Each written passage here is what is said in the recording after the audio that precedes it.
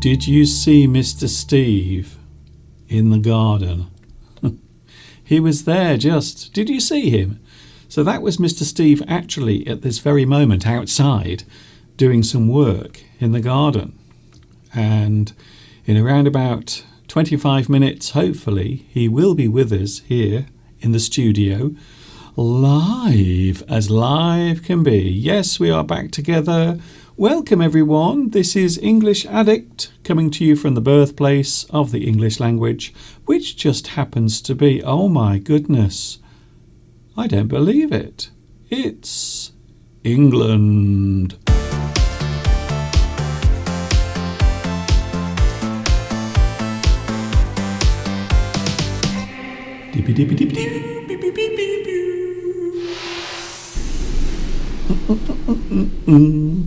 Hi everybody, this is Mr. Duncan in England.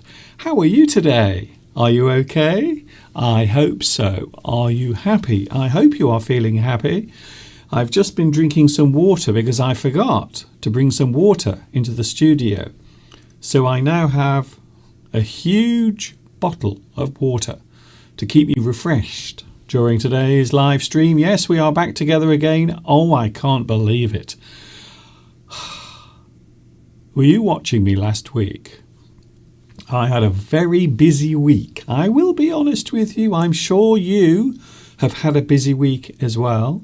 I've had a busy week. Many of us have had busy weeks, I'm sure. And I'm very busy this week because during this month I am doing live streams every single day.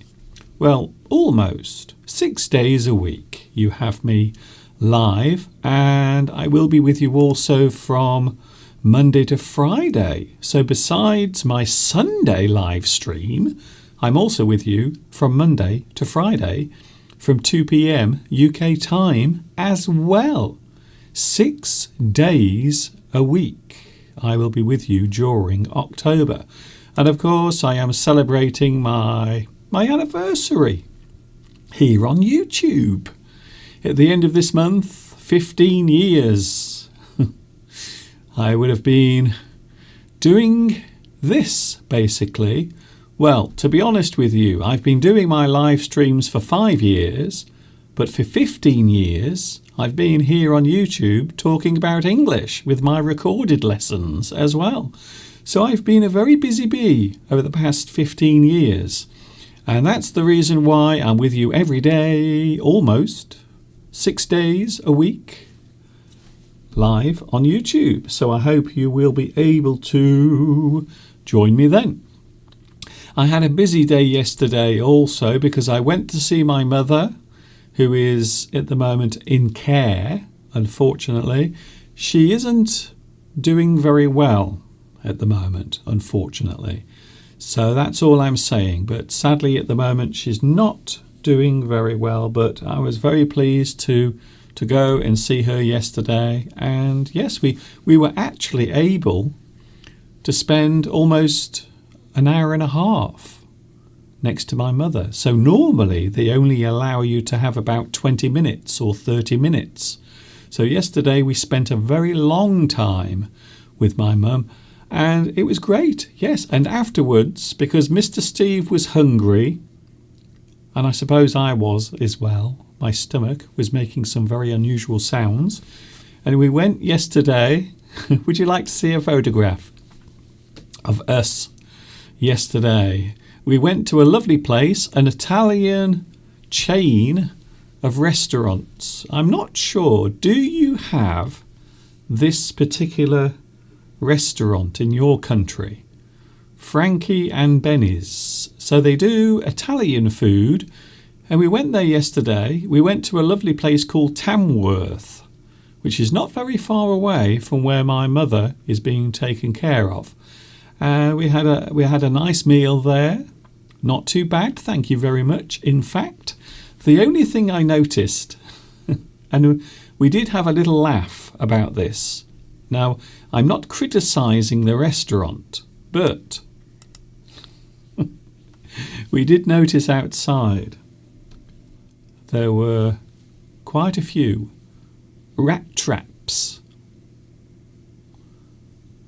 traps right outside the restaurant for catching rats. And not only that, just as we got in the car to drive away, I saw a rat running past the restaurant. Fortunately, we had already eaten the food. I'm not sure if that's a good thing or a bad thing.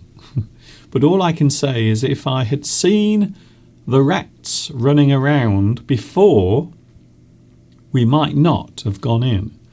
Now, I'm not criticising the restaurant because, of course, many areas have rats. Even round here, sometimes I have, in the past, seen rats in the garden at the back of the house, especially when sometimes the bird food will fall to the ground and then the rats and all the other animals will come and have a little sniff around. But yes, it was rather strange to see some rats running around. Well, at least one. But there were lots of traps, lots of things that were trying to catch and also poison the rats. But I'm not sure if that's a good thing to see just as you're going in or coming out of a restaurant. In fact, it might be worse if you just had a meal in a restaurant and then you come out and you see a rat. It might make you feel a little sick even. Anyway, it was a lovely meal. I had meatballs and Mr. Steve had a hamburger, and it was very nice actually. No, they were rats. It was a rat. I can tell the difference between a mouse and a rat. A mouse is this big. A rat, well, rats can be really big. They can be quite large and they have very long tails. So it was definitely a rat. Trust me. But it was a nice time anyway. It was a lovely time. And as I said, I got to see my mother yesterday as well. And here we are back together. Yes, we have made it to the end of another weekend. Ooh, I hope your weekend has been fun and exciting. And guess what? It hasn't even finished yet because it is still Sunday.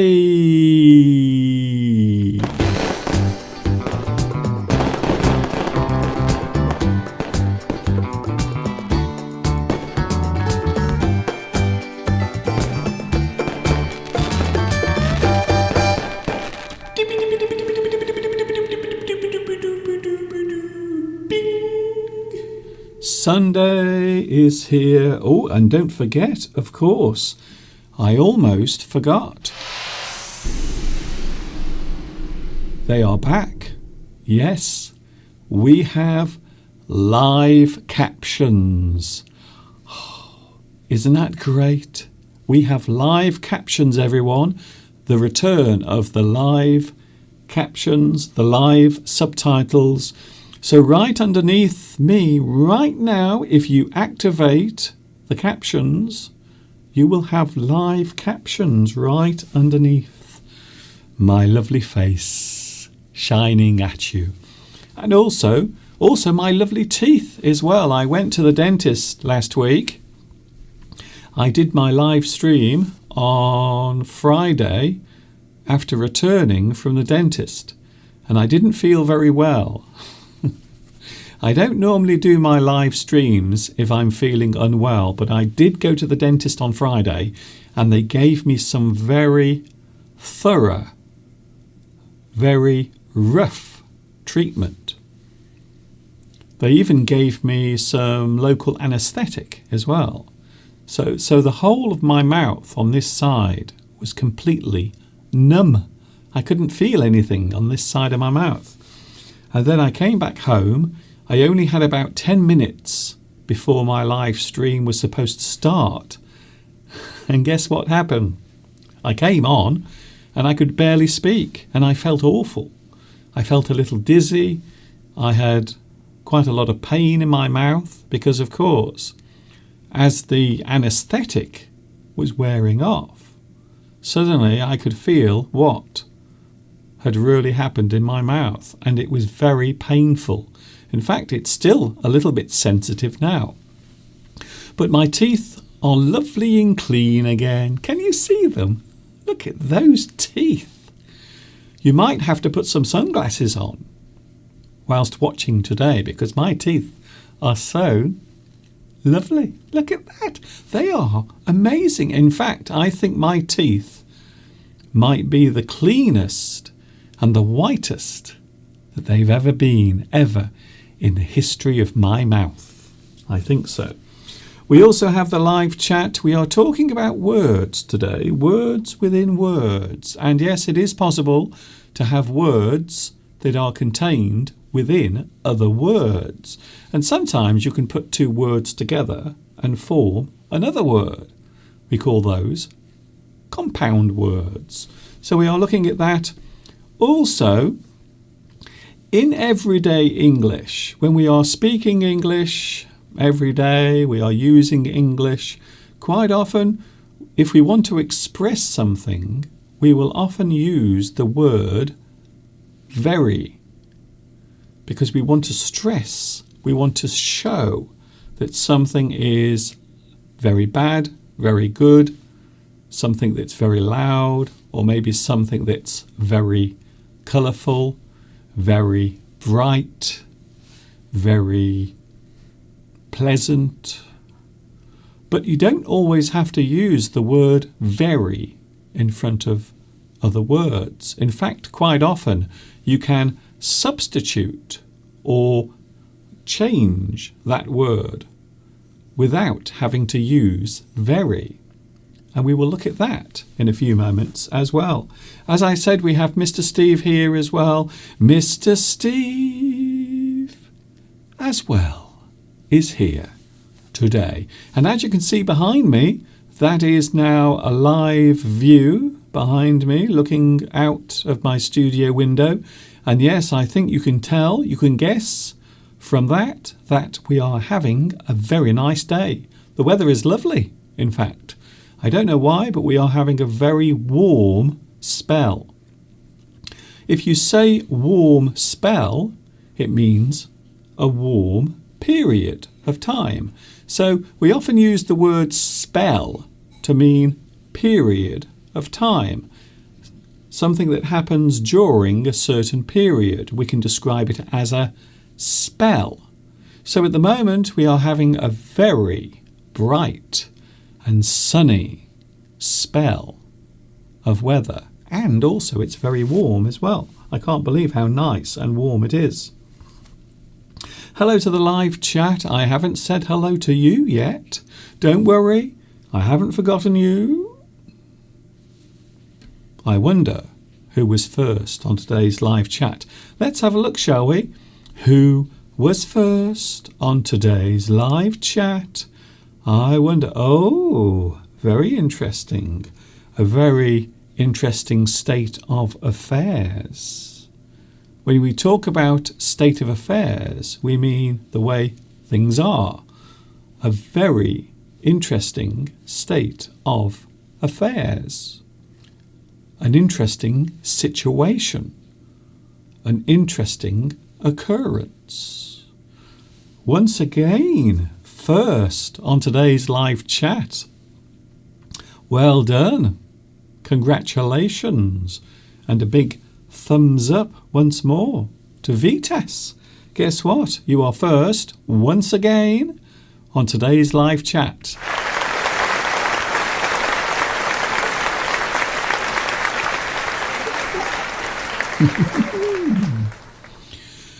Yes, I'm feeling rather excited today. I was able to see my mother yesterday and I spent quite a long time with her.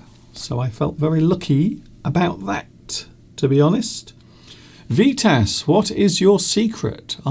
See, even I want to know. Even I am interested to find out what your secret is, Vitas. Please tell me. I feel as if I need to know what it is. Please tell me what your secret is. How do you manage to be first on the live chat all the time? What is your secret? because I want to know. I will be honest with you. I have received some lovely photographs from Claudia. Hello, Claudia. Now, I know that you couldn't join us on Friday, Claudia, but you did send some lovely photographs to show me where you were. So Claudia went to visit a very nice park. I feel that maybe at this time of year the weather is also very nice, very pleasant where you are. Oh, look at that. So this is where Claudia was on a Friday, walking around a beautiful park. I'm not sure if it's warm. I can see that quite a few people are wearing coats. So maybe it's not warm, but it does look very pleasant as you are all walking besides. Is that a lake? Is it a lake or a river? And there is a reason why I'm asking, and I will explain in a moment why I'm asking. Is it a river or is it a lake? Oh, yes, lots of lovely places to walk around. Yes, this looks like a very nice park. Palmyra, I think you said. The place is called, the park. But it looks very nice, very pleasant, very nice, very scenic. Sometimes it's nice to go somewhere and find a place to walk around, to relax yourself. And also, there were some... Oh, very interesting. Now, they look like ducks. Are they ducks? They look like ducks. They might be geese. It's very hard to tell how big they are. Sometimes when you look at a photograph, you can't actually see the scale. But I think they might be geese, although they also look like ducks. No, I am going to say that they are geese. And the reason why I'm mentioning that is because yesterday, a few moments ago, I mentioned yesterday we actually went somewhere as well, somewhere nice and scenic. We actually visited a park yesterday. Can you believe it? Would you like to see some of the sights that we saw yesterday? Well, here is one of them anyway. This is something very nice. Very similar to what you saw, Claudia.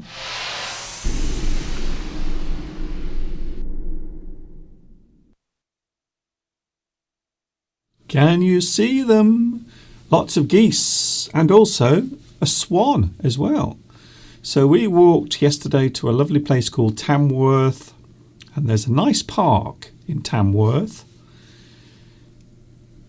And there you can see a swan pecking at the bread, because there were some people throwing bread to the birds.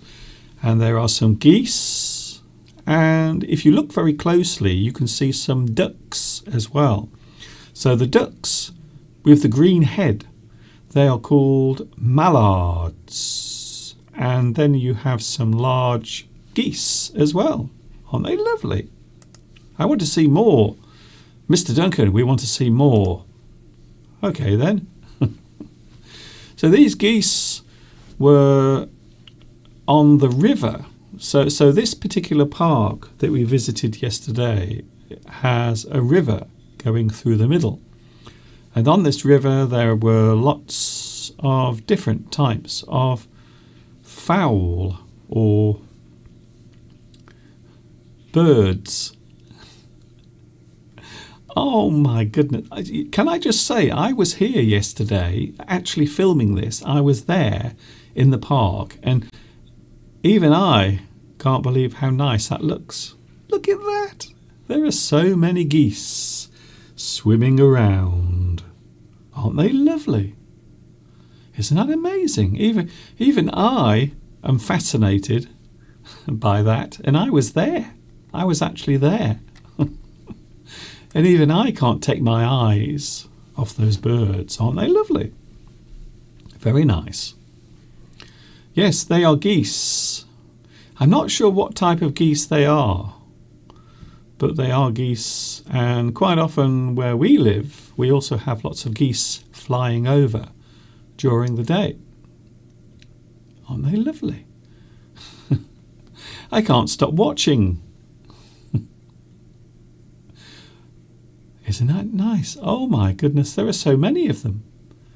Ducks and geese, and also there were a couple of swans as well. So that's what we saw yesterday. We went to see my mum, then we went for a walk, and then we had something to eat as well. We even saw a rat as well. I love geese, says Beatrice. Me too. I think geese are great, especially when they are flying over your house, because they fly in a certain formation. Have you ever noticed that when you see geese flying? They always fly in a certain formation as they go through the sky, and they make that lovely sound as well. Ah, ah, ah, ah, ah, ah, ah.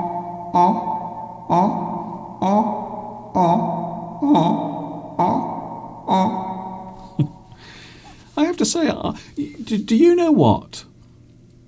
I think I am quite good at making impressions or sounds of different animals. I do a very good dog, by the way. One day I will show you my dog impression. I do the most amazing sound of a dog. I can't do it in here because it's too loud. It's too loud in here. But one day I will show you my dog impression, and it is amazing. In fact, whenever I do it, I normally get lots of dogs barking in the distance, back at my bark. Isn't that amazing? I'm almost like Dr. Dolittle. Hello also to Richard, Mayori, Florence. Hello, Matt Lindell. Nice to see you here as well. You might actually notice behind me, can you see behind me? You might see the tractors behind me going by, because in the distance the farmers are actually very busy at the moment. They are busy preparing their land for the next crop. So some of these farmers at the moment are preparing the land for their next crop. So over the next couple of weeks they will be planting, they will be putting new seed on the ground, and they will be growing next year's harvest. So during today's live stream you might notice some tractors, some farm vehicles or machinery going by behind me. Yes, that is live, by the way. A lot of people ask, Mr. Duncan, the background behind you, is it live? Yes, it is 100% live, just as we are as well. Don't forget, there are live captions. You can have live captions today, and I will tell you how to do it. You can activate the captions, or you can simply press C on your keyboard. So just go bonk on your keyboard, press C, and guess what? You will have live captions. I am very pleased to see that YouTube has allowed me once more to have live captions here. Thank you very much for all of your message already. A lot of people already joining in. Very nice. Hello also to MD Ariful Hassan. Nice to see you here. Where are you watching at the moment? I'm always interested to find out. Mr. Steve will be here in a few moments. Would you like to see a cute animal? Now we just had a look at some water animals. Would you like to see another animal that does not swim? I have a feeling this animal would not swim very well. Isn't that lovely? Very close to where I live, in a small field, there are some lovely cows. Now this particular type of cattle is called a Highland. And as you can see, it has very long hair. And the reason why that is so is because normally they are found in Scotland, where the weather, especially during the winter, can become quite cold. So this particular animal is called a Highland bull or a Highland cow. And this particular one is a baby, believe it or not. This is just a little baby. And it's very curious. It wanted to have a close look at myself and Mr. Steve. Very nice. So that's something we saw last weekend when we were walking around. Not yesterday, unfortunately, but it was last weekend. And I love that little animal. I love its nose. In fact, I wish I could go up to it and give it a big hug. But maybe not. Maybe not. Not a good idea. Bye-bye. Bye-bye, Mr. Highland. Here we go then. It's time to take a look at one of my many lessons. Don't forget there are lots and lots of lessons on my YouTube channel, including full English. There are many different types of full English lessons looking at different topics. Mr. Steve will be here right after this, and we will be talking about my crazy trip to the dentist. We will also be looking at words within words, and we can also talk about avoiding the use of very. Right after this.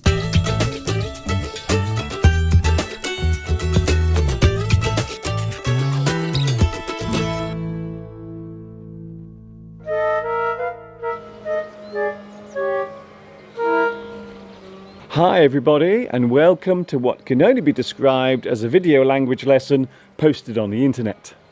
Coming to you from the birthplace of the author A.A. Milne, who wrote the stories of Winnie the Pooh and his various animal friends, plus his human companion, Christopher Robin. Did you know that Christopher Robin was a real person? In fact, he was A.A. Milne's son. England is also the birthplace of the English language, which is why we are all here today. So without any more small talk or jibber-jabbering, let's get on with today's full English lesson, which will start right now.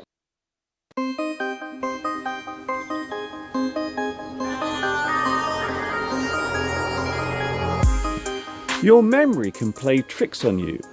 You might be at work doing something mundane when all of a sudden a memory pops into your head. It might be a random moment from your past. Something that has left an impression on you might simply pop up in your head. You might have a flashback. A moment in the present can send you back in time. A certain sound or smell from your childhood that occurs in the present can transport you back to your younger years. Sometimes the memories consist of unhappy events and moments we would rather forget. Looking back on your life experiences is normal. You reminisce, you reflect, you consider what occurred by remembering the events that went before. As we get older, our distant memories become more precious. Your memories make you the person you are. They are your individual experiences that are an irreplaceable part of you.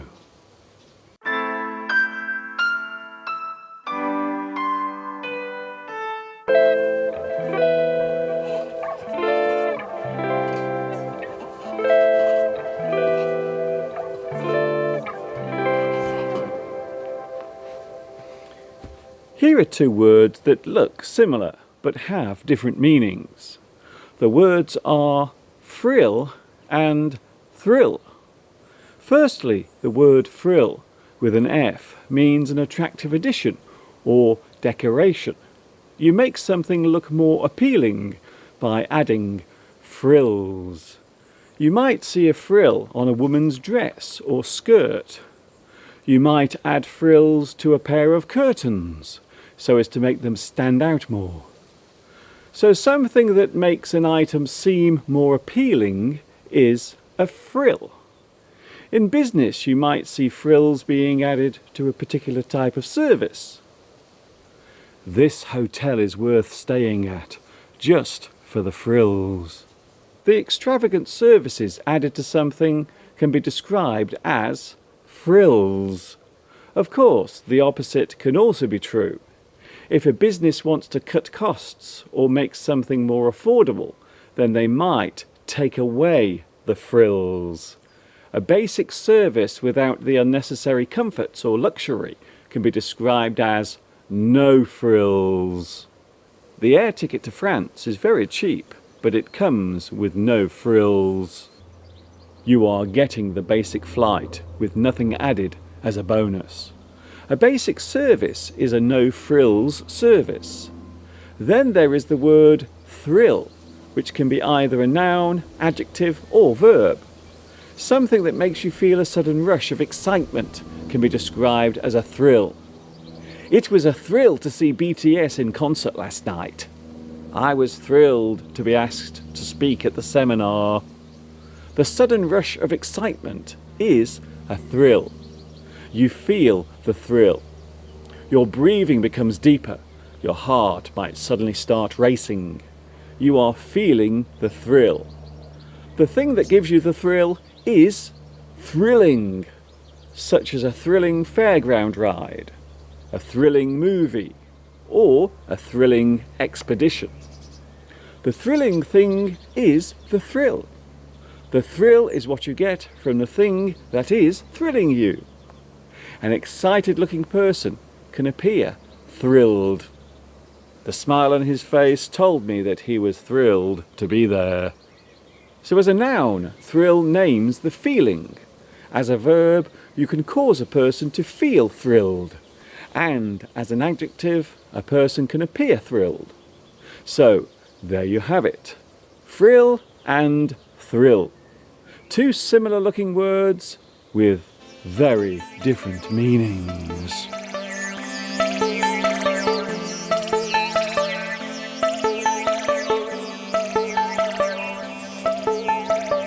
It's true that the English language can be quite confusing, especially when it comes to pronunciation.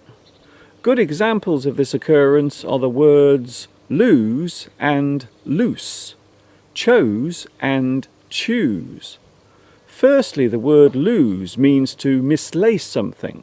It describes the sudden loss of an item or person. The spelling of lose often causes confusion for many when it comes to written English.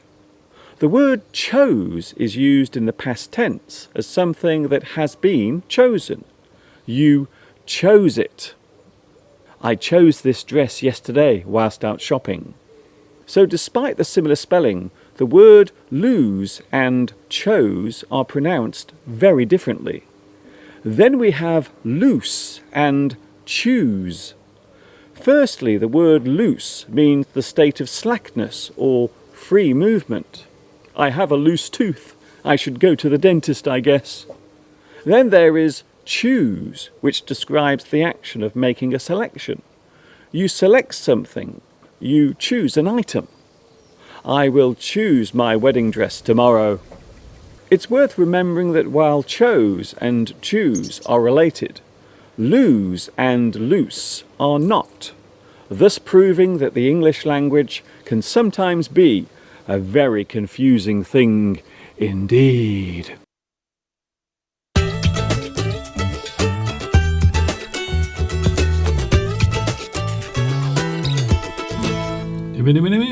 There it was, one of my many English lessons that you can find on my YouTube channel. If you haven't subscribed, then now is the chance. Subscribe right now, and then you will never miss another one of my recorded lessons or any of my live streams.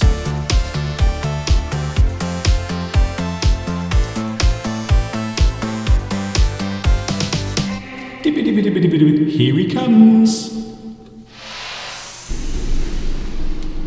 Hello. Oh, Hello, okay. Mr. Duncan. Okay, Steve. Hello, lovely, loyal viewers from across the world. It's lovely to be here again. Good afternoon. Well, it might be good morning to some of you or good evening, but it's good afternoon to us. Or Christmas. It might be Christmas where you are. I don't think the time zones get that far ahead, Mr. Duncan. But just in case, Merry Christmas, everyone. Talking of which, Christmas. Well, I'm going to mention Christmas, Steve, because TV has already started talking about Christmas. There are television advertisements advertising Christmas. There is a shopping channel that is already selling gifts, cards, and all sorts of things for Christmas. No, Mr. Duncan, we don't want it. It's only the 10th of October. We are a very long way from Christmas. Of course, they're telling us there are going to be shortages of all sorts of things this Christmas in the UK. So people are presumably buying ahead. Apparently, they're selling out of frozen turkeys here in the UK. I'm not surprised. Because everyone has been told we haven't got enough workers to pluck the turkeys to get them ready for Christmas. I'm glad you said pluck. I did. It starts with a P. Because, of course, everyone's gone back to Europe, haven't they? And the pandemic and everything. We won't get into the reasons, but we haven't got enough people to work in the abattoirs. Pig farming, apparently. There's another problem with pig farming. You're really going UK. around with that, Steve. Let's just address the first problem. What's that? Well, the first Christmas. problem. Yes, Christmas.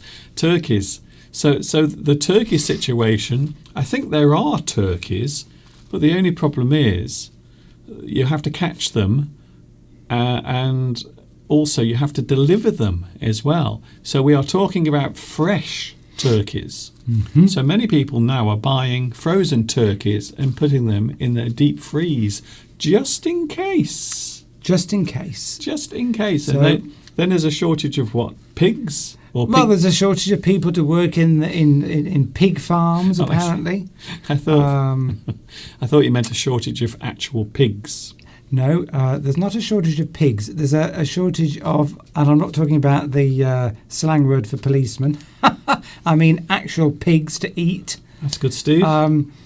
Assuming you eat pigs, which a lot of people don't, I know. But we've got a shortage of people to work in all sectors of the economy at the moment because of combination of the pandemic and Brexit.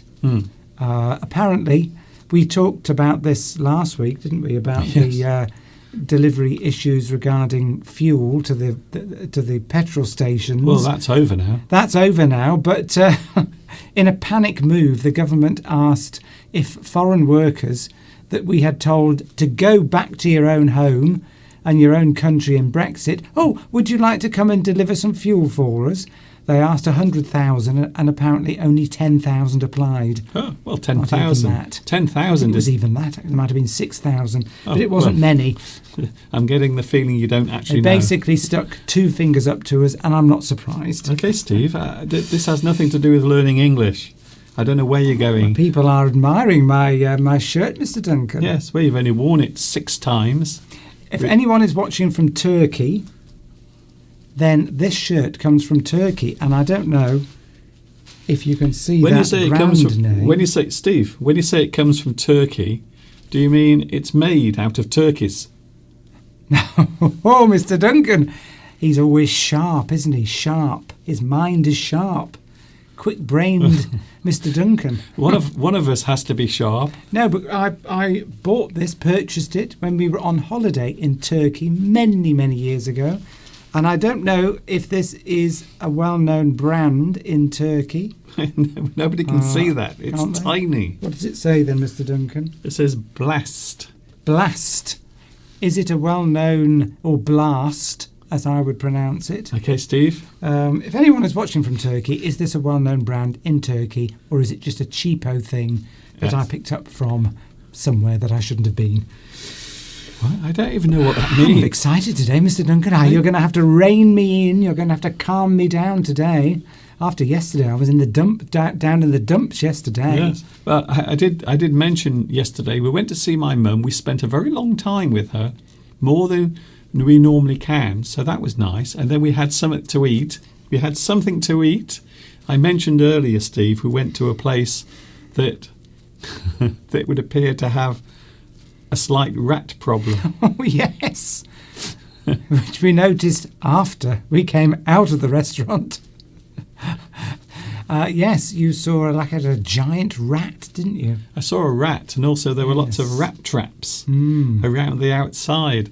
And all I can say is, had we seen the rat traps before we went in, we probably wouldn't have actually gone into the restaurant. Well, you had meatballs, didn't you, on spaghetti? Yes, it was nice. And I'm just wondering what those meatballs were made of. Yes, okay, Steve. Probably best not to say that, because we were there, you see. That's where we went. Well-known sort of fake pseudo-American What? 19th American? sort of 50s. It's not American, it's Italian. Is it? It's Italian food. Well, but it's sort of that sort of American, sort of 1950s American Italian type Yes. thing, isn't it? Well, but I think it's an American chain, isn't it, of restaurants? I don't know. Only say things if you know it. Well, it is. It is. It's a chain of American restaurants Yes, I think the with an Italian theme. the style inside is like an American diner. In from 1950s, isn't Yeah. it, sort of So thing? that's it. But most of the food is Italian. And if you're lucky, you might see the occasional rat Yes. running around You outside. shouldn't be saying, Mr. Duncan, you're slandering a well-known restaurant no, chain. Steve, slander is when you say something that isn't true.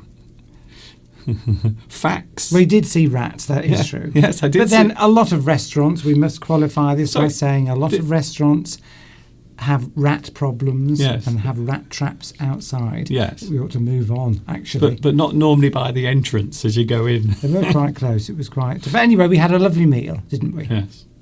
It was nice. It was very nice, and consoling ourselves. If you like Italian food and rats, it's a good place to go. Right, yes, interesting. Yes, is it? Yes, yes. Want to be very careful, Mr. Duncan. We have Maori asks, "Are you a fan of BTS?" The BTS, yes, behind the scenes, well-known K-pop band. In fact, Are you a fan though? Well, yes, I just said that. I just said yes. That's affirmative. Never heard you listening to them ever. Yes. Well, you don't know what I listen to most of the time. What I'm watching, you know, I could be bopping and dancing around my studio to the latest BTS song. Yes, I like a bit of K-pop. Aren't Now, you a bit old for that, Mr. Duncan? No, Bit of but- K-pop. Well, I once auditioned to join K-pop, a K-pop group.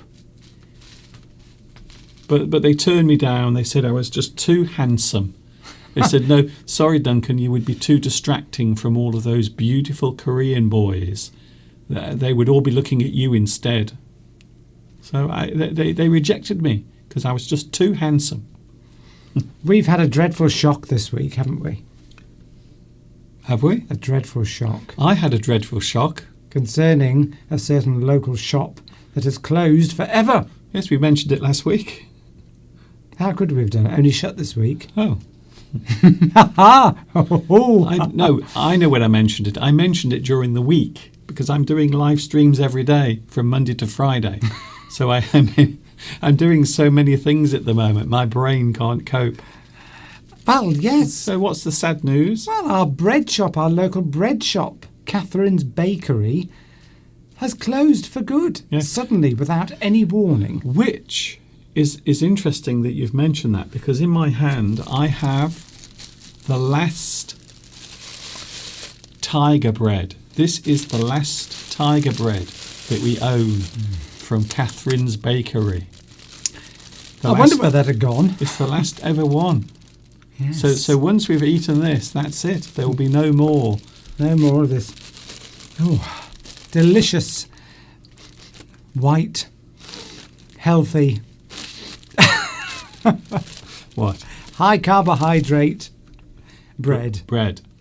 Bread is the word you were looking for. We do like that particular style of bread. So this is Tiger. this is the last ever, the final one. This really should be in a museum. There is a museum in Much Wenlock. They're not. I mean, they have other shops in Shropshire, Yes, but so we can still get that bread if we travel to their other shops Yes. that are not closed. why are you talking like that? Well, why, people say I don't speak clearly enough, why are you and I talking? speak too quickly. You are talking like that. So I'm going to pronounce every word extremely clearly. Well, unfortunately, that is very annoying. Okay. So, there it is, the last one. So everyone take a look, because this is historic, you might say. They're not interested. This is the last ever tiger bread from our local baker's shop. People will be wondering why it's cut in half, because it's twice that size. Yes. We buy them on a Saturday, 2 loaves, we cut them in half and freeze them, and then because eating a whole loaf takes 2 or 3 days, and it would. So anyway, cut a long story short, we cut them in half and freeze them. I wish you would. So that we've got enough to last the week. Please cut your story short, So Steve. it's sliced supermarket bread for us from now on. Yes. He doesn't seem very pleased about that. Why has the bread shop shut down? Well, Satorino, that's a very good question. Yes. And it all relates to the problems we've got in the UK with a lack of people prepared to do certain jobs. Yes. They cannot find enough people to deliver the bread from the factory. They've got 5 shops Factory. where the bakery. They've got a facility where they bake the bread. The bread And factory. then they've got several shops around Shropshire. That's it. But they cannot find enough delivery drivers to deliver to all the shops because nobody wants to do the job. Delivery drivers, again, also they cannot find enough bakers to bake the bread, because if you're a baker, you have to Steve. get up at 3 a.m. and Steve. bake the bread to be ready. Okay, Steve. So yes, so if anyone wants to deliver bread, who was it we were trying to get to come over last week to drive Satorino. trucks? Was it Satorino? I think it's Satorino who drives a truck. That's it. So you can drive the bread. Yeah. You've got to get up early though, because Okay. it has to be in the shops by about 5 a.m. Well, I think truck drivers normally have very strange hours because they drive during the night, so they can deliver things the next morning. Anyway, we seem to have talked a lot about that today. On Friday, by the way, I went to the dentist and I did my live stream straight away afterwards, and I wasn't very well. So if you want to see one of the strangest live streams ever, watch Friday. Watch my live stream from Friday. Tell you what would have been good is if you'd done the live stream from the dentist. Well, they wouldn't let me do that. I think. We could see all the horrific, gory details Yes. of your teeth being scraped. It wasn't pleasant. It was not pleasant at all. One funny thing happened though, because the dentist was showing me one of these new toothbrushes that's electric, and you press a little button and it goes like that. And she said, "Would you like to try it?" So she gave it to me, and immediately I pressed the button. But what I didn't realise, because I wasn't wearing my glasses at the time, there was a big piece of toothpaste on the end of the brush.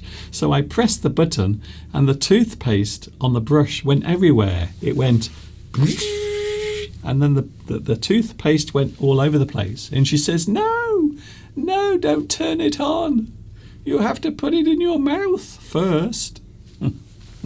At times I've heard that. But of course, without your glasses, you're as blind as a bat. Blind as a bat. There's a phrase we use, as blind. If you really want to emphasise that someone can't see, or that you can't see, you say, "I'm as blind as a bat," which is a strange thing to say because obviously bats, well, I don't know if they've got bad eyes or not. No, clearly. We presume they have because they Yes. use, sonar or whatever it is. I think their eyesight is poor, but they use sonar. They send out a signal, and then their huge ears. That's why bats have big ears. You see, their ears are very large, so they can hear their reflecting sonar that they make the sounds of. That's how they know where to fly, without smashing into a wall. Tom Rock says, "Hello, friends." That's a lovely thing to say. Thank you. Teaksha says, "Pardon?" We have a big announcement. Hello, Dana. Mr. Duncan, can you please say congratulations to me because I got engaged last month and in December I'm going to get married. Dana, Wow. congratulations. Wedding bells are coming your way and you are getting married. We can also say you are getting hitched. Yes. You are tying the knot. Strangely enough, somebody at work in the same team as me, who is a lot younger than me, half my age, in fact, Okay. she's getting married, and she's saying that she feels under pressure Oh, because a lot of her friends of the same age as her have all got married. She's the last one in her group of 5 or 6 friends from school or whatever, and they're all having babies. they're all having babies. They're all having babies. She's feeling under pressure What did they say? because all her friends are having babies, one after the other. Not from the same man. Well, let's hope not. And as a result of that, she's saying, "Oh, I'm feeling the pressure. We've got to get married and have a baby because all my friends are having a baby." Yes. Is this something that people get? Well, do people have babies? Yes. No, do people feel under? Do married couples feel under pressure I think people to have babies because their friends are having them? Do you feel pressurized to have a baby? I can't imagine anyone doing that, saying, here, you've got to have a baby. I've had a baby, and now you've got to have a baby.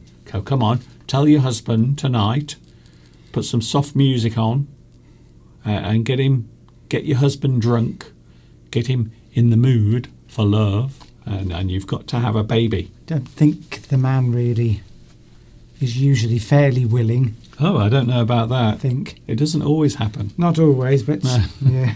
Sometimes the man does not want to Well, maybe after a few years he gets bored. maybe the husband does not want to climb aboard. But generally speaking, particularly if you've just got married, I don't think there's any problem in that department. No. Okay. Mr. Duncan. Yes. Greetings from Canada, says Mary. Thank you very much. I haven't finished my bit. Congratulations, Dana. But who is the lucky man? And how long have you been seeing him? Were you going out together on dates? Were you having lots of dates, lots of meetings, and then one day you both decided that you were in love? We love each other. Let's get married. Or is it a marriage of convenience? No, let's not say that. A marriage of convenience. There's an interesting phrase. We say a marriage is a marriage of convenience when two people get married, not necessarily because they love each other. No, maybe but there for is other reasons. maybe there is money involved. Could be money, could be all sorts of reasons. Mm. It's convenient for them to get married because it pleases the families, Yes. or there's a dowry involved or something. Okay. Marriage of convenience. Or a shotgun marriage. Okay, Steve. Let's hope yours is not a shotgun marriage. This sounds like a whole different lesson. That's a very quick marriage when somebody discovers they're pregnant and they don't want to have that baby out of wedlock, so they get married very quickly. We call it a shotgun marriage. Well, we don't anymore. I know we don't say it anymore. Nobody cares anymore. No, But you they can- might do in, say, Catholic You can countries or something. Yes, okay, Steve. You can literally have babies with 5 or 6 different men and have them all around you, and no one cares. No one even thinks anything about it anymore in this country. The older generations still do. But yes. We're not going to comment whether, one way or the other. That's No. just the way things Well, I didn't. are. Yes. So I went to the dentist. I have a new toothbrush. Would you like to see my toothbrush? yes. So this is one I bought on very, very special offer. This was, so I couldn't resist buying it. So this is my new toothbrush that I'm going to be using from now on to keep my teeth lovely and clean. I'm not advertising this, by the way, so I'm not being paid to advertise this. I wish I was. Maybe if I just do that, I'll do that. There you go. So there is my new toothbrush. Just pretend you didn't see the brand. And I'm going to be using this from now on to keep my teeth nice and shiny because I don't want to lose my teeth. If there's one thing I've realised as I've got older, Steve, I don't want to lose my teeth. I want to keep them. And what did they say to you? You hadn't been for how many years? About 2.5. About but, 2.5. But I had a good excuse because of COVID. Coronavirus kept most of the dentists closed. So there must be a lot of people. I can only assume that there must be a lot of people at the moment going to the dentist Yes. who have bad teeth. Because during the coronavirus outbreak and lots of people were in lockdown, they also closed lots of businesses, including dentists. We did. I wonder if Belarusia is on whether her business had to close during the pandemic. I haven't seen Claudia. Are you here, Claudia? Haven't seen her today. She could give us all sorts of tips on how to keep our teeth bright and clean.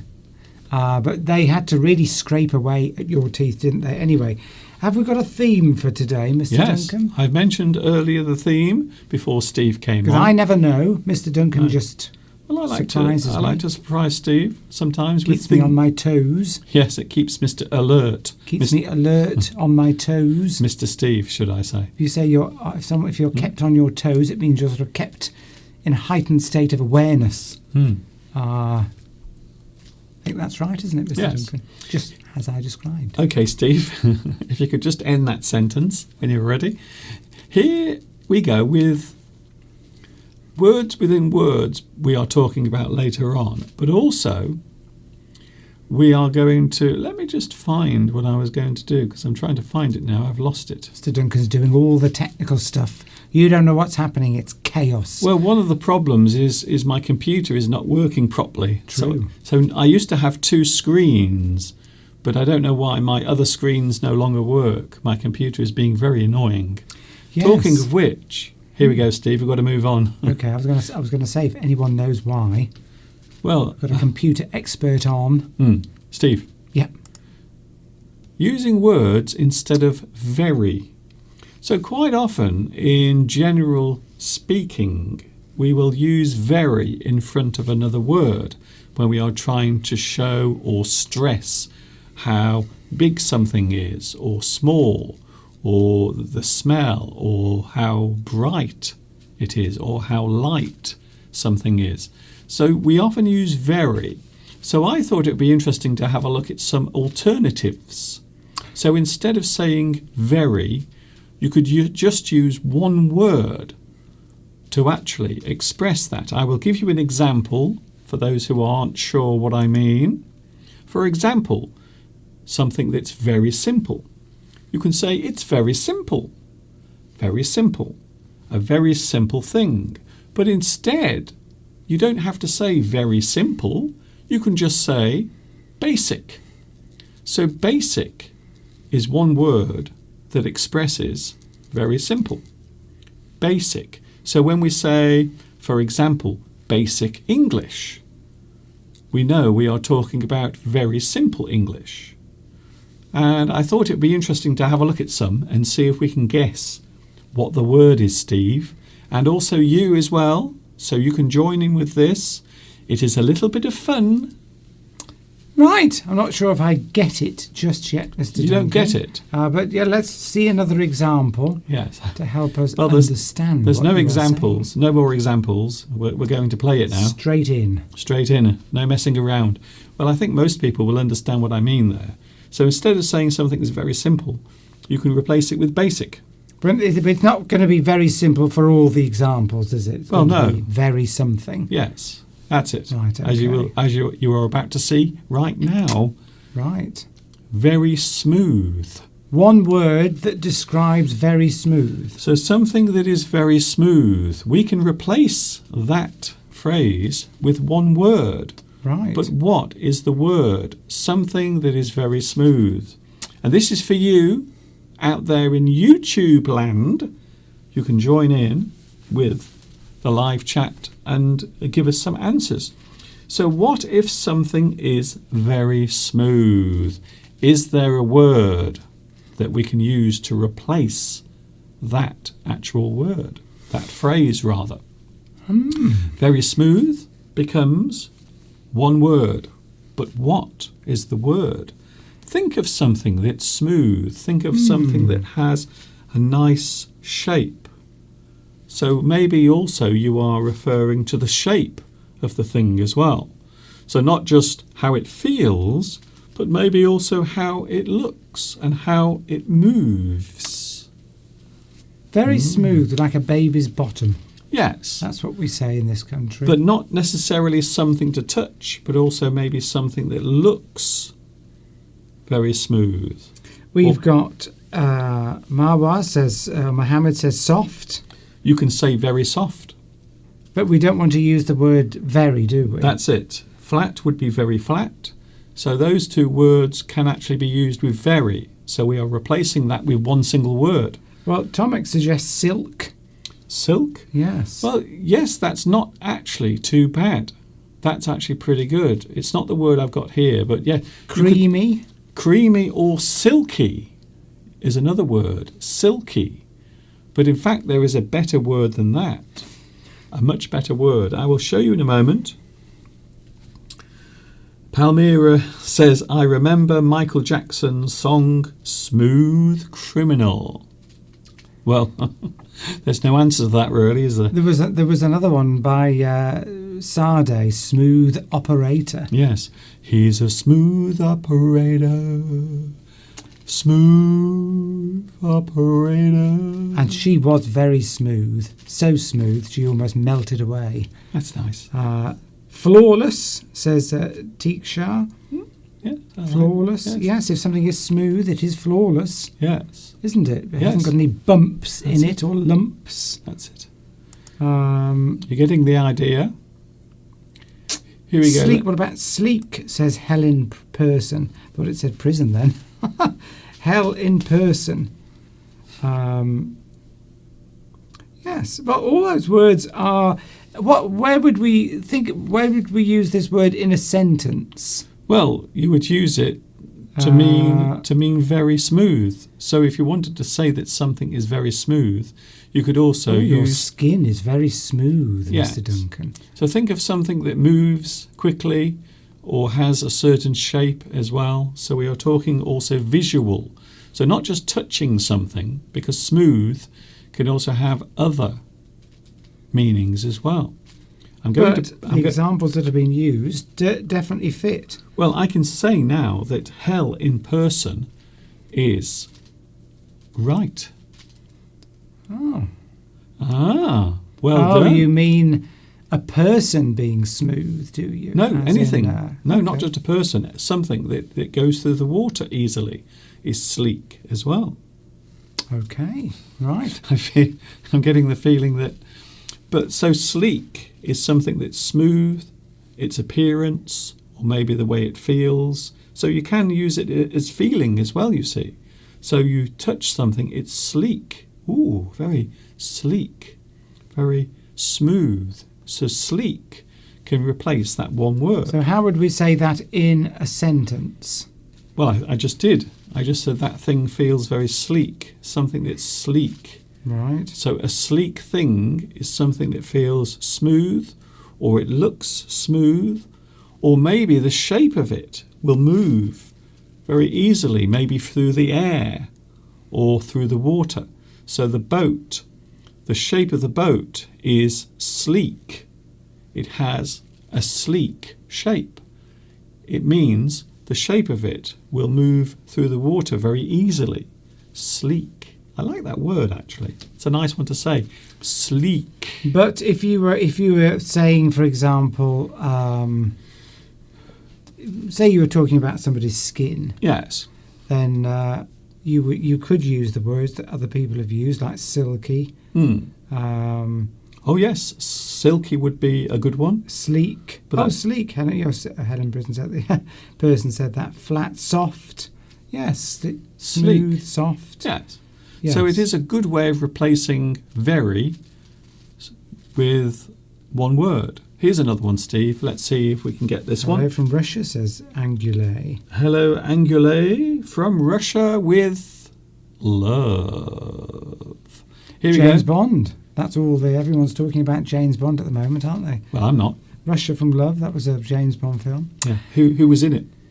Sean Connery, I think. Was it Sean Connery? Was it the other guy? You know, the guy with the eyebrows. Well, Roger Moore. Well, Mr. Bond. My name is Bond. Bond. James Bond. I'm Roger Moore, and this is all I can do with my acting. Do you know Roger Moore started out modelling cardigans in catalogues?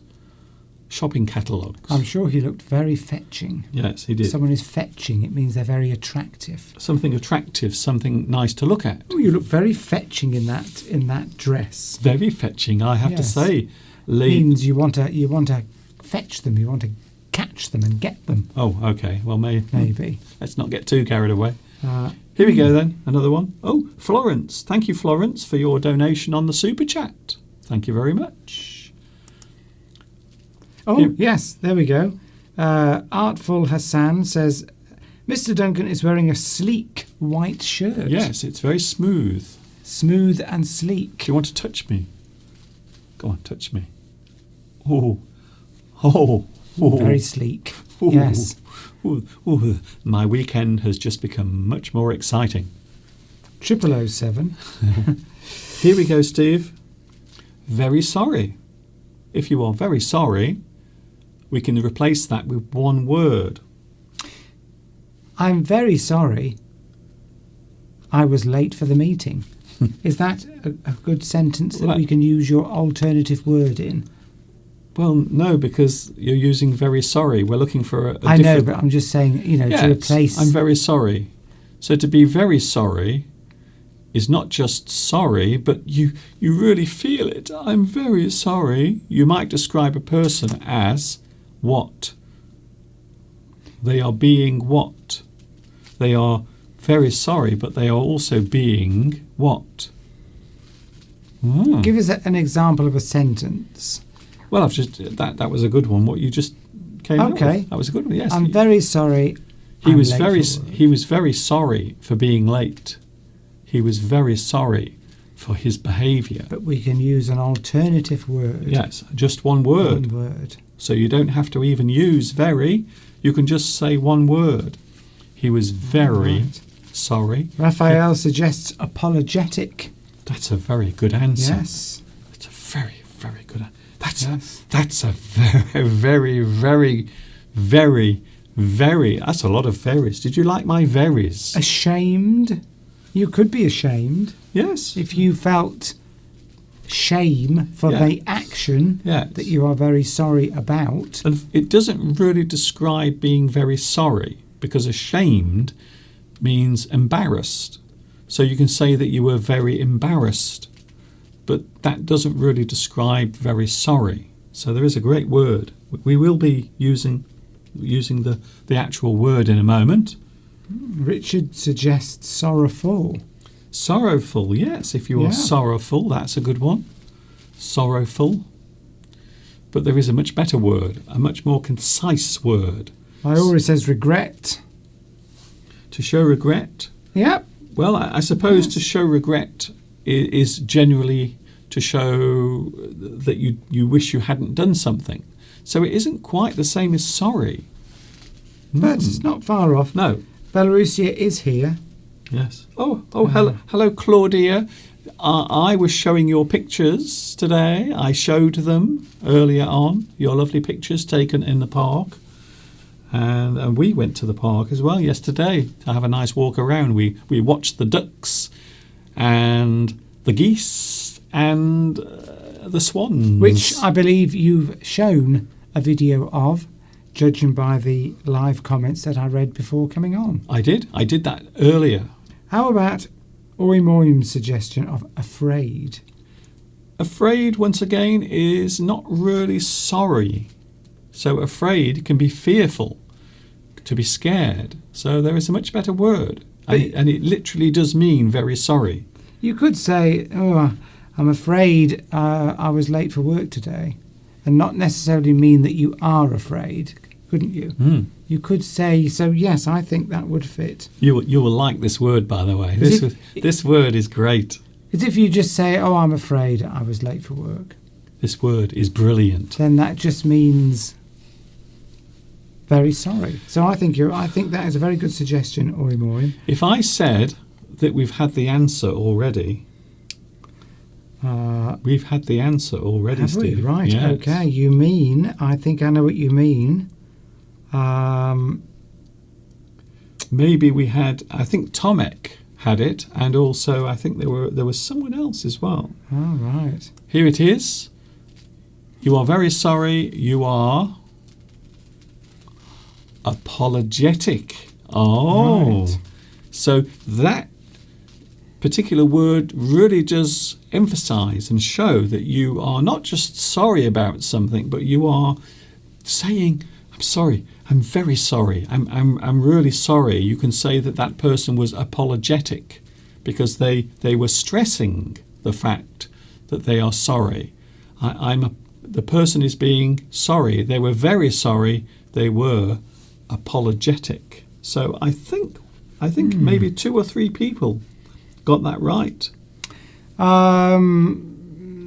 Yes, Tomek was very apologetic to his boss for being late to work. That's it. That day. Yes, you don't have to say very though. Oh yes, Tomek was Yes. apologetic for being late to work on Yes. Tuesday. So apologetic is a great way of just saying or expressing deep, deep sorrow. You are really sorry about what happened. Here's another one. What about remorseful? Well, Yeah, you could- remorseful is also regret. Regret. So you might say that a person regrets deeply, but you don't say very regret. Fine. So That's regret fine. also already regret describes that feeling. So you very rarely say very regret, but you might be regretful about something, which can also, I suppose, be used as a synonym of sorry. Yeah. Something. Oh, I think this relates to us.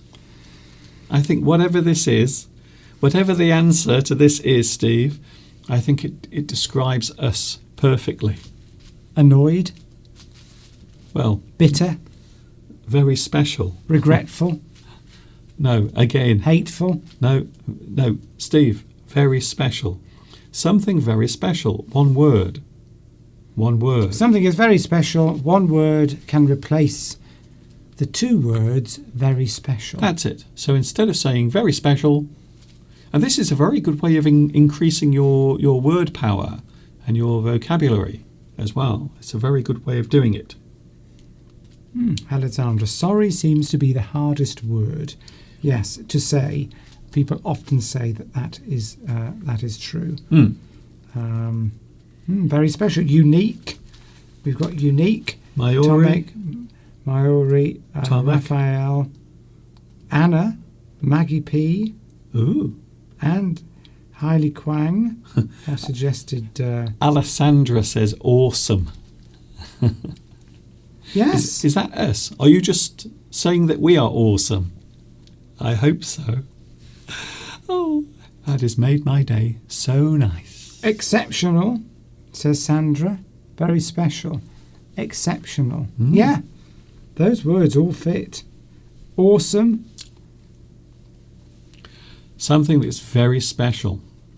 So here is the one that I have. Here's the word that I've got, Steve. But all, yeah.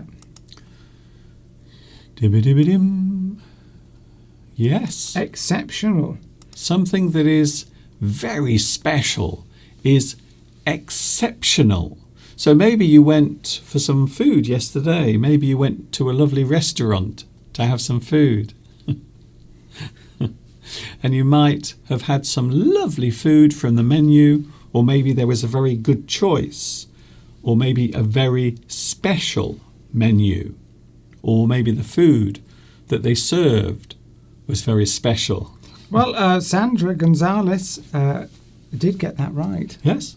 Well done. But that's the word Mr. Duncan was thinking of. But there are other answers and as people that said awesome, unique. Yes. Those words all fit. So well done. Well done. That one seemed a bit. People are getting into the swing of it now. Yes.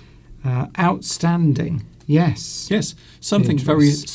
very special can be outstanding. Remarkable, says Richard. Extraordinary, Unique.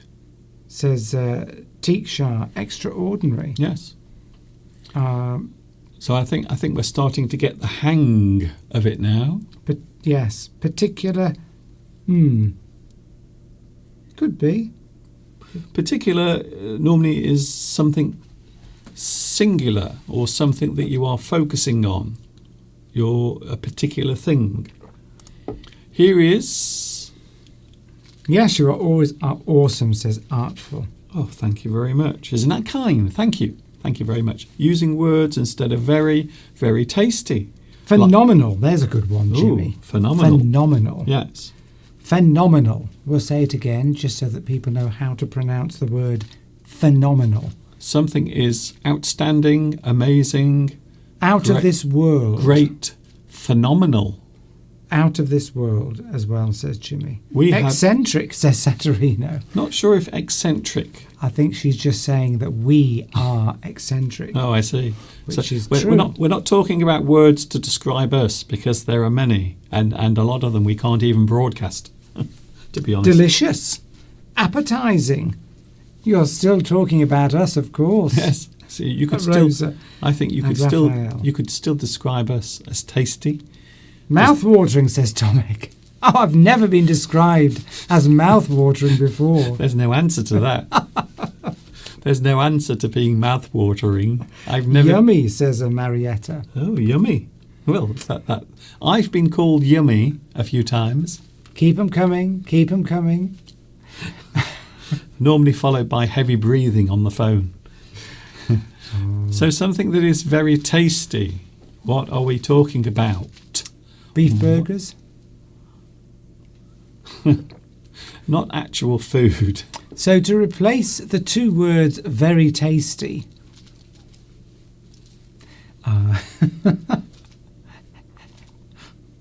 what could you replace that with if you only used one word? One word. Stephen Duncan are, or Mr. Steve is. I do like mouth-watering. I think that's good. But Well, we've got that. Artful Hassan has suggested that. I like that one. That's Beatrice has suggested. Oh, has that been up for a while? Am I using the words? How long's that been up? ages. Oh, I see. I thought these were words for the last one. Right, right. Steve, I am so glad that you are concentrating on what is happening. I'm out of it today, Mr. Duncan. There it is. See So how- we've got delicious, something very tasty. luscious, Yes. So we're talking about the taste, you see, the taste of something. yummy, We've just read all those out. delectable. There's a good word. Delectable. Tachyvalor, yes, delectable. yes. You don't hear that word Yes. very often.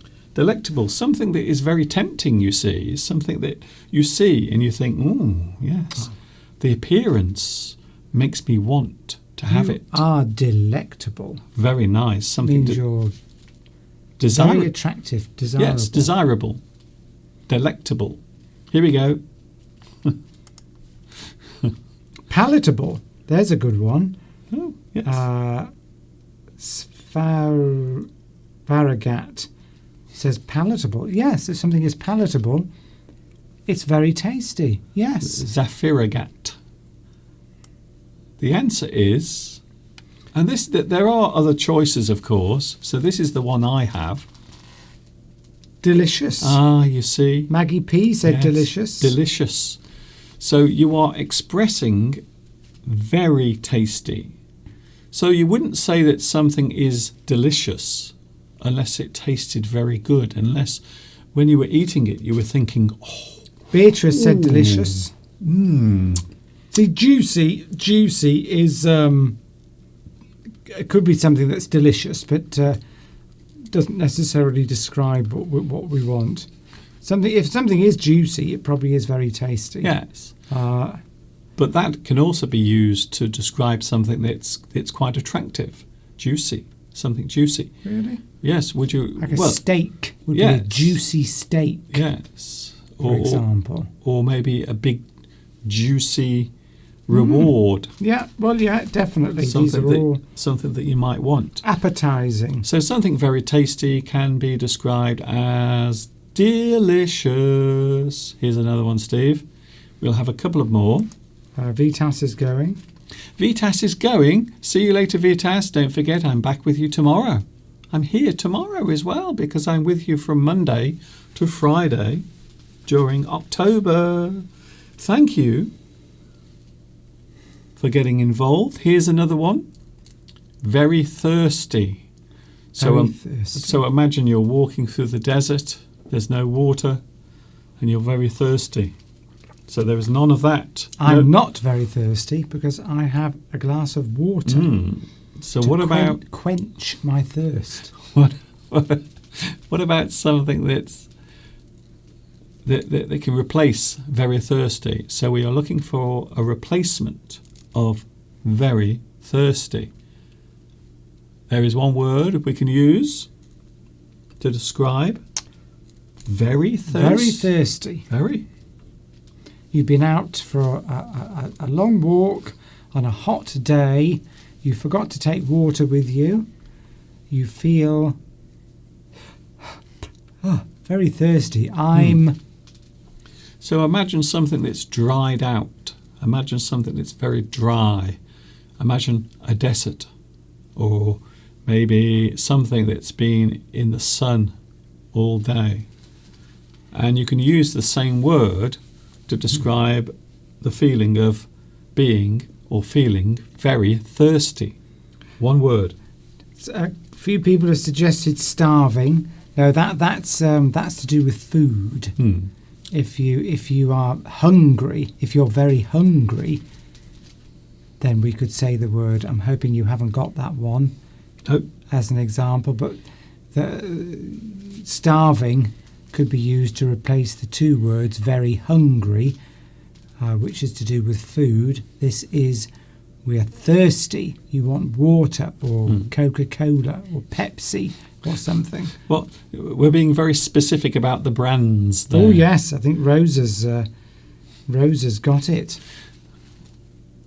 So has Cloudy. Yes, we have some very interesting. Dehydrated is a good one though. Yeah. I like that one. I suppose actually you could use dehydrated if you were very thirsty, and maybe if you were feeling unwell. So if you are dehydrated, it means that you don't have enough water in your body that can cause some sort of serious illness. If you are a little posh, you might say, instead of saying I'm very thirsty, you might say, I feel dehydrated. I'm dehydrated. You wouldn't normally say that. It describes it, but a doctor might say that person is dehydrated. It's quite often used as a medical term. A medical term, not normally used in normal sentences to describe being very thirsty. You might say it. People might think you were a bit snooty. No, a bit intelligent, maybe. They would think you were intelligent. Well, like that's a bad thing. Oh, I don't know about my neighbour. He's so intelligent. Oh no, I'm going to avoid him. I only hang around stupid people. Quench means, if you quench, that means to relieve. Yes. The thirst. Yes. So you drink something to quench your thirst. Yes. You are adding something to relieve that feeling. Here we go. The answer, very thirsty, is, and yes, we did have some correct answers. Parched. Parched. Parched. To be parched is to be dry, or maybe thirsty. A person who feels very thirsty is parched. And Sandra suggested the word dry. Now, you could say that. I know some cultures do say, I'm dry, meaning I'm thirsty, very thirsty, parched. So parched. Nothing wrong with that. And somebody else suggested it, whose name, is that Cyrillic? I can't actually pronounce I think it is, the word, yes. so Well done to you earlier on as well. A lot of good suggestions. Evaporated. Evaporated does mean dry, but you wouldn't normally use that word to describe feeling very thirsty. Evaporated, you normally use that to describe liquids where the water has evaporated, has gone from it. Yes. Here we go, Like Steve. Another one. evaporated milk. Got to move on.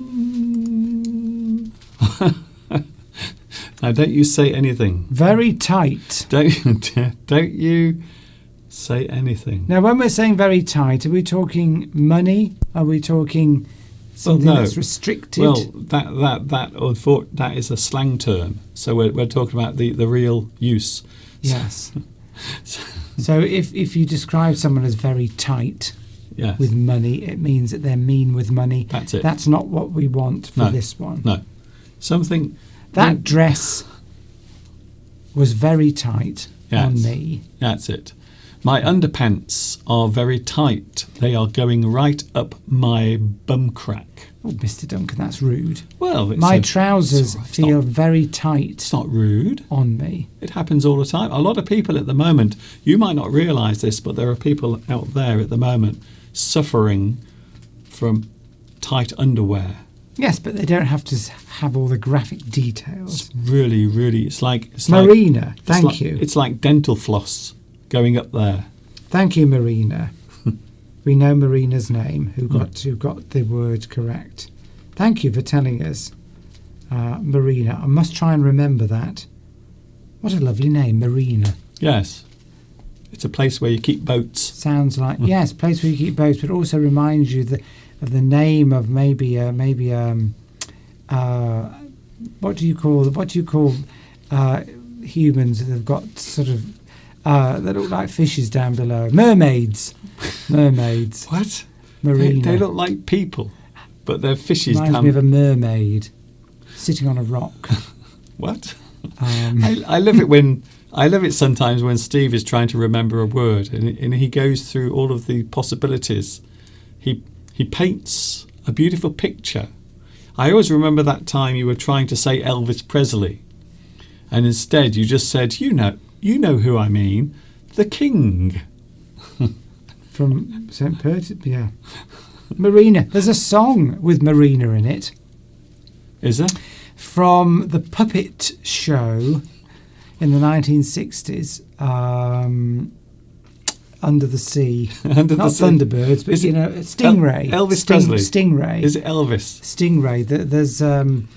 There's if you Google Stingray, British puppet show, would you say, from 1960s, there is a character in there called Marina. And at the end of the show, there's a song all about her.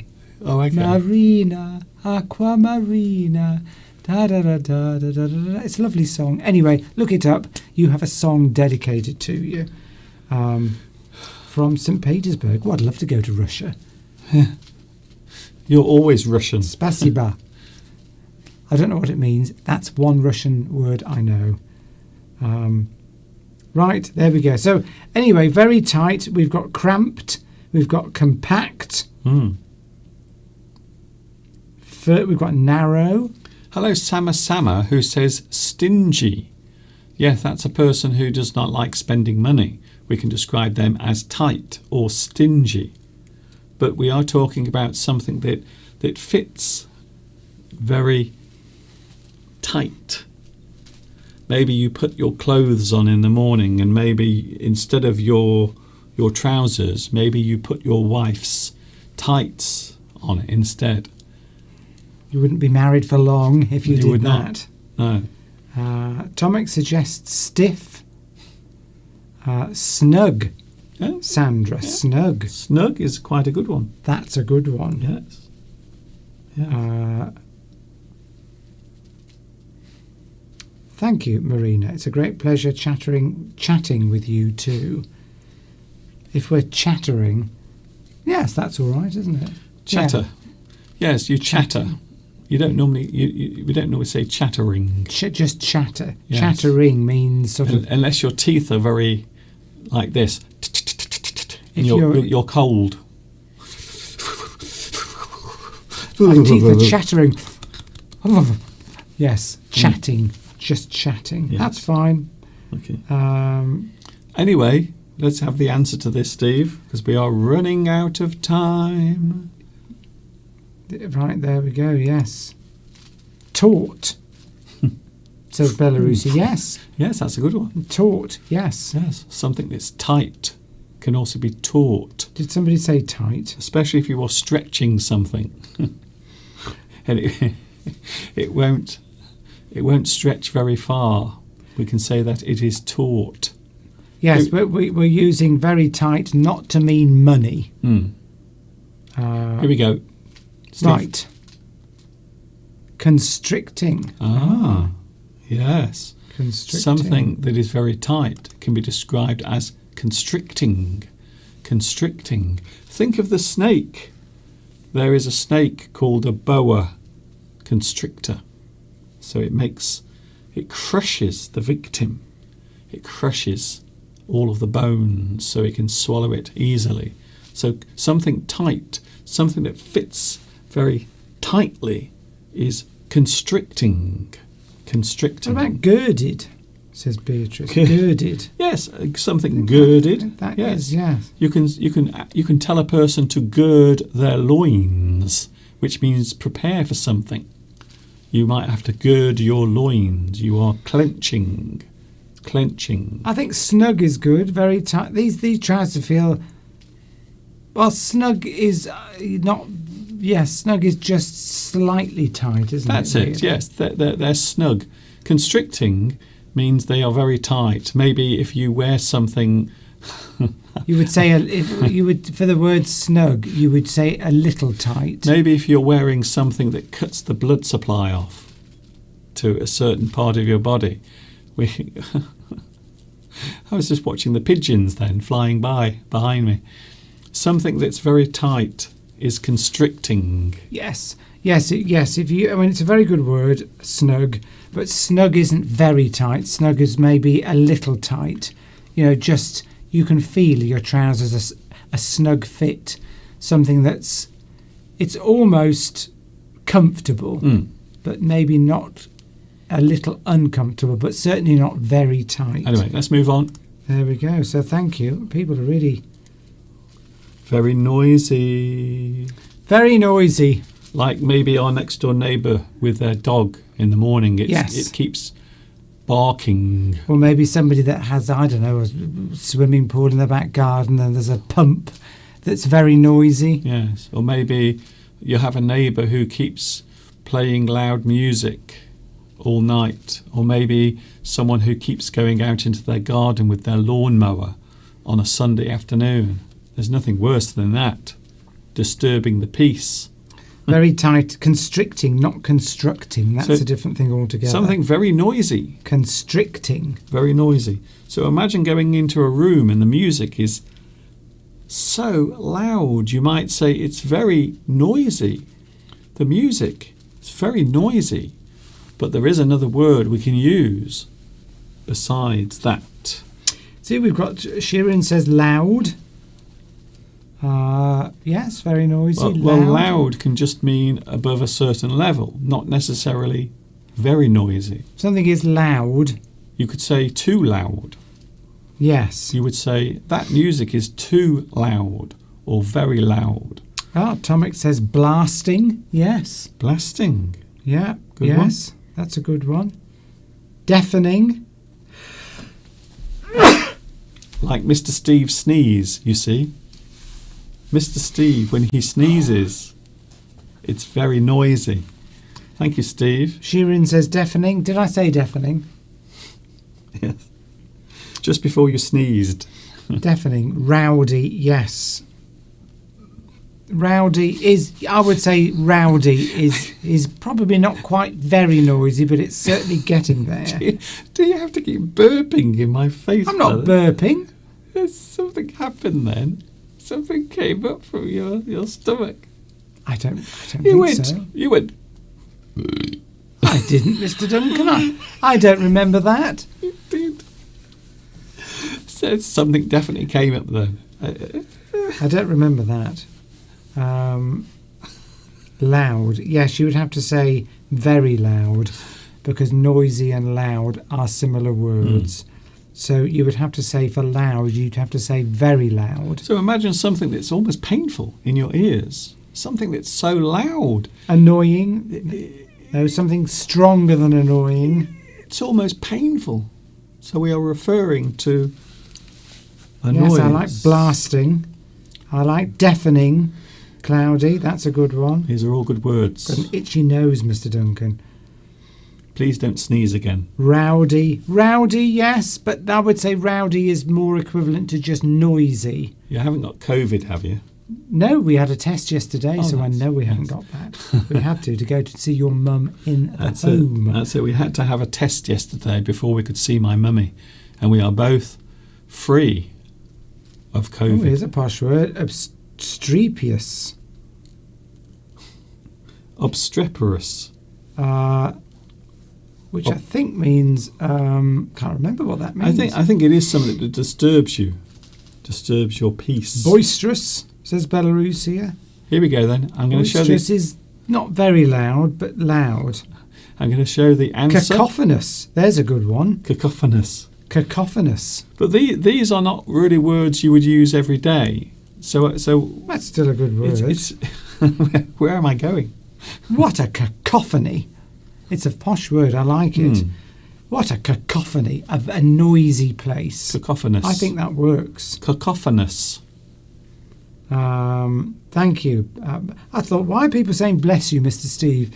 But with the delay, yes. He needs lots of blessing. You Deafening, see, I like that one. because he's such a wicked, evil sinner. Booming, So lurid. Lurid means yes, if rude. Yes, Rude. rude. Yes. lurid, something obscene. So we're going into a different area now.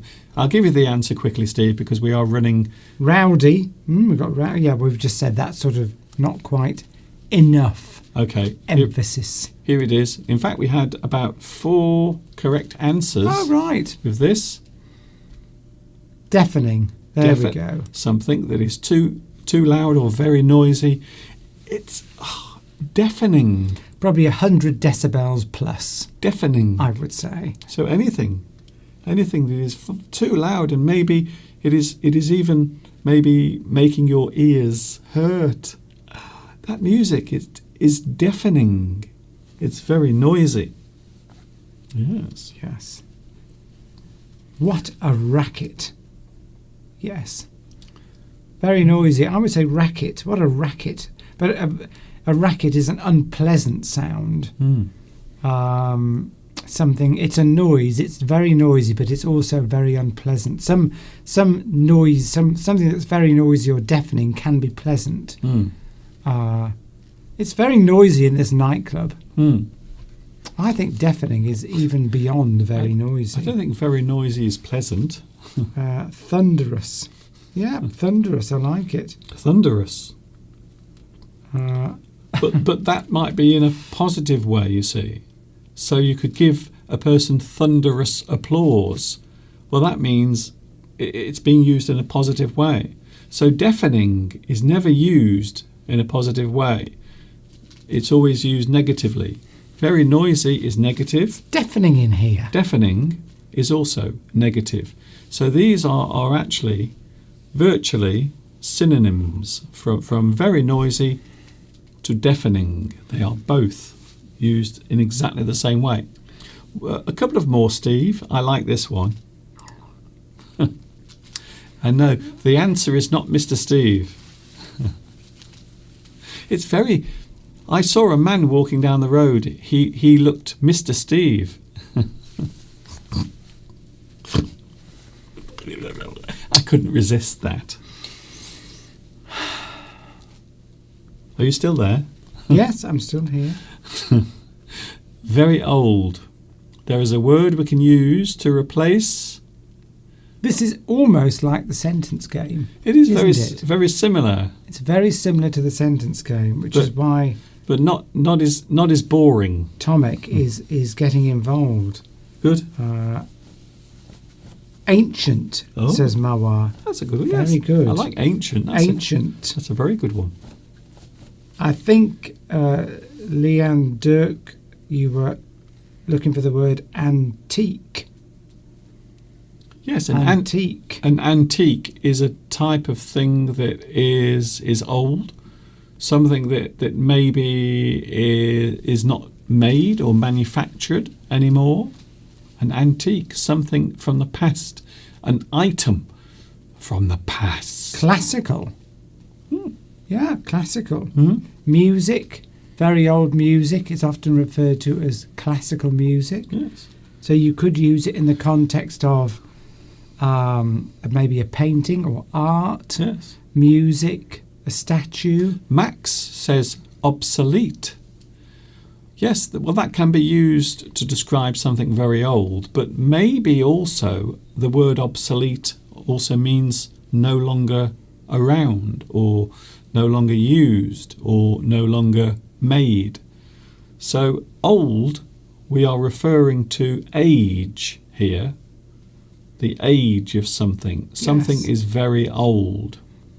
So how would we describe it? So imagine Mr. Steve comes into the room and you say, oh, look over there, that man. Classical would be a good word to describe me, so thank you, Jimmy. Maybe obsolete. maybe, That I would agree with. maybe obsolete is a good Yes. one for you. Mr. Duncan's computer is obsolete. It is now. Um, I need to get my computer fixed. You know, I might have to start another Indiegogo campaign to get this computer repaired. You might have to, because there is something critically wrong with it. There is. I am afraid. I am very afraid. I am scared. Very, very But afraid. I like ancient, antique. Hmm. I just want an E on the end of that instead of an R. Everyone's giving words now for you. Elderly. Elderly. Yes, there's a good one, Richard. Aged, says Tom Rocks. Yes, Somebody said dinosaur. aged. Yes. Thank you, Tom. Yes, Outdated. So Tomek thinks that old people are outdated. I'm only joking. but are they? Are they joking? Prehistoric. Yes, well, I mean, yes.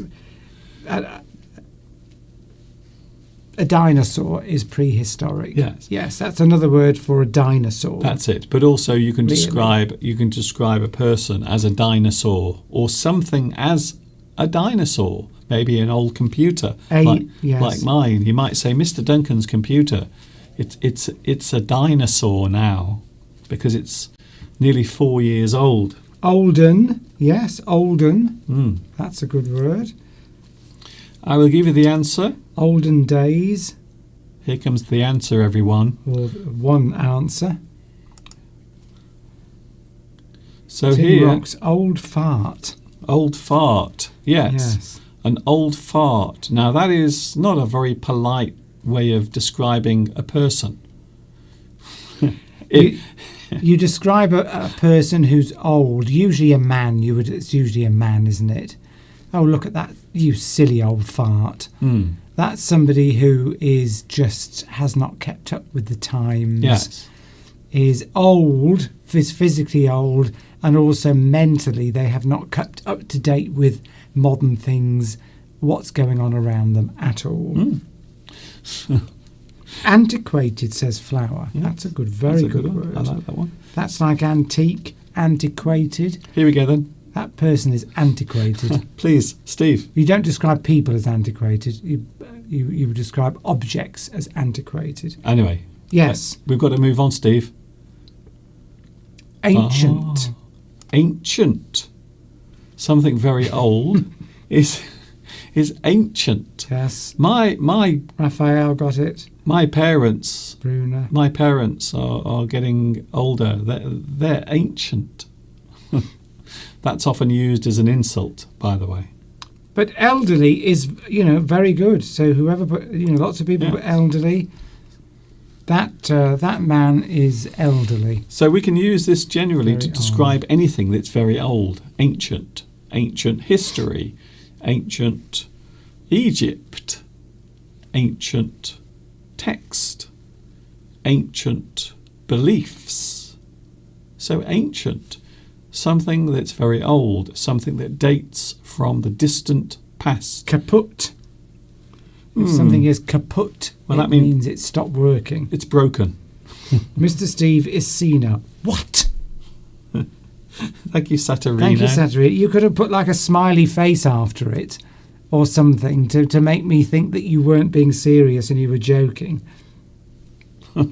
Normally, we would use an emoji to indicate that we're being humorous.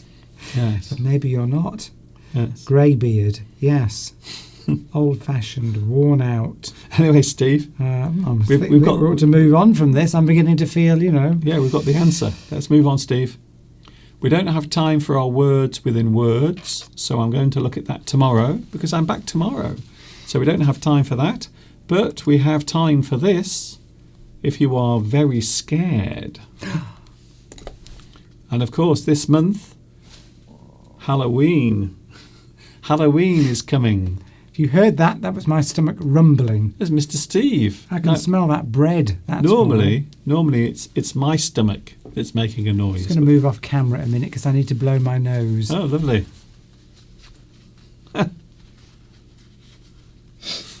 Oh, yes, that's nice. We don't want any drips from my nose. Oh, That's what happens when you get elderly.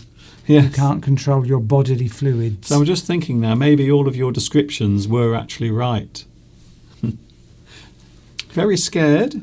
Terrified, That's a good one. says Max Poe. That's a very good one. Horrifying, says Jimmy. Very good. Anna says terrified. Petrified, says Tomek. There's a good word. I like that one. Petrified. Oh, Petrified. There goes the tractor. You see You're- the tractor going by then. Oh, yes. Live. If you're petrified, that word derives from something turning to stone, Yes. isn't it? Petrified, it literally means so scared you become rigid like stone. If you look at Medusa, the Medusa, it's the woman with the snakes in her hair. And apparently, if you look at her, you will turn to stone. You will petrify. Yes, that's a good one. I like that one. Not to be mixed up with putrefy, which means rotting flesh. If something rots and goes all smelly and bad, we can say it putrefies. Oh, we're using a lot of big words today, Mr. Duncan. Frightened, terrified. Fearful. Yes, Addy. I know people are joking. I know people aren't being serious. Afraid, very Addy. scared, afraid. Addy. Mr. Duncan and Mr. Steve are masters of teaching English. They are not senile. Both are very worthwhile. But I know everyone's joking. We like to, you've got to be able to make fun of yourself. Yes. Because everyone else is. Yes. We have to criticize ourselves because everyone else is doing the same thing. Chilling. Yes. Very scared. Something is chilling. That film is chilling. I'm very scared. As I said, Halloween is coming. Horrified, we've had that. Halloween is coming at the end of the month, and that also can be very, it can make you very scared. Petrified. Yes, very scared. We've had that one already, yes. Panicky. Do you remember Panicky. 2 minutes ago? I've got the attention span of a goldfish. Yes, you know when a fish goes round inside its little bowl, around and round, and then it goes round and it forgets that it's already been around the bowl, and it always thinks that it's visiting somewhere new. It goes round and round. That's Mr. Steve's head. Panicky, yes, panicky. Well, Panicky is you might get very scared and then get panicky as a result. I don't think necessarily panicky is a replacement for the word very scared, because panic is a specific condition. That's it. Well, panic can be scared, but it can also be used in many other ways. Yes. But this particular word is one specific actual word that means very scared, which quite often means... Fearful, yes. Mnesia, fearful, very scared. You're fearful. Yes. That's a good one. So here's the answer. We have one more and then we have to go. We've almost come to the end. Chilling, thank you, yes. Ah, Fearful. Well done to those who got it right. Ooh. Petrified. I think Tomek was the first person to get that one. So when you think of the action of being scared, quite often you will also be still, like this. When you are shocked, when you suddenly feel very scared, we might say that you are petrified because you can't move. So quite often fear or being scared by something might leave you unable to move because you will be so scared. And that is why we often use the word petrified. But terrified, which a lot of people have used, is equivalent. That's it. That's good. No, you can use terrified. Definitely. There are actually many choices. Many choices that you can have. Many choices, and a lot of people have got them. But the two that would most closely relate to that would be petrified and terrified, I would say. Spooked. Spooked just means if you just sort of more surprise. Spooked. Spooked. Yes, frightened. Frightened. Yeah. That would be equivalent to scared. Yes. Frightened is not very scared. It's not. You have to say I'm very frightened. That's it. Because frightened and scared are very similar. So you'd have to say I'm very frightened. Steve, guess who has just arrived? He's just arrived. Luis Mendez. Right. Married grandchildren. Blimey. Okay. Why is that shocking? Well, it's not shocking. It's just, when your grandchildren get married, that's quite an achievement. That means, have they got children? Are you a great-great-grandfather, Lewis? I have seen... If your grandchildren are married and have children, are you a great-great-grandfather? I want to ask you. I have seen Lewis and some of his family. Yes, I have photographs. And we can't wait to visit France, can we, again? I can't wait to visit and anywhere. When we do, we will visit you. I can't wait to visit anywhere. I will be happy if I can go down to the end of my garden path, to be honest. I can't wait to be able to just go out and travel around. Although we did go to Tamworth yesterday and we had meatballs and burger in a restaurant that obviously has some sort of rat problem. All right, Mr. Yes, I don't think we could keep disparaging, this. I'm not disparaging. If I was saying that, you would say, we might get thrown off YouTube. It's slander. No, it's not slander. It's only slander if it's not true. But but when we've got to be careful. There are definitely rat traps. And we can go to India, of course. And rats. There's Maori. I saw one with my eyes. Taj Mahal. I'd love to see that. Have we got one more? Is that it, Mr. Duncan? We'll squeeze one more in. And what about another word? Just a joke.